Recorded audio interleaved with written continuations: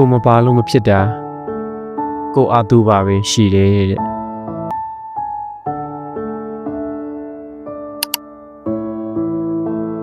ကိုမပါလို့မဖြစ်တာ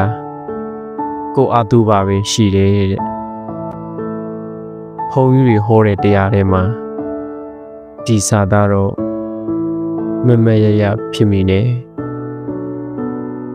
ကိုအရေးပါအရာရောက်တယ်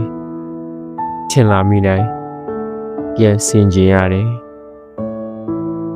ငါမရှိရင်ဖြစ်ပါမလားဆိုတဲ့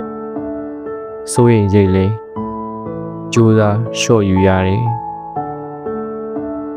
တကယ်တော့ကဘာကြီးကဘသူ့ကိုမှဥတီပြီးလေပတ်နေတာမဟုတ်ဘူးလက်စီတွေကကြိုတေးသေးလေးနိုင်ငံတေးသေးလေးရဲ့အိမ်တေးသေးလေးနဲ့နေကြတဲ့တက်ရှိတေးသေးလေးတွေကိုအပါဝင်ဘယ်ဟာကမှတိတ်ပြီးအရေးမပါဘူးဆိုတာ